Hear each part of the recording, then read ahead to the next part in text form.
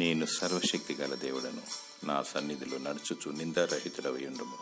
ఆదికాండం 10:1 ప్రభువైన యేసుక్రీస్తు మహత్తరమైన శక్తి గలవాడు, ఆకాశం మహాకాశములు పట్టజాలని దేవుడు, ఆశ్చర్యకరుడు, ఆలోచనకర్త, బలవంతుడైన దేవుడు, నిత్యుడగు తండ్రి, సమాధాన అధిపతి, మహోన్నతుడు.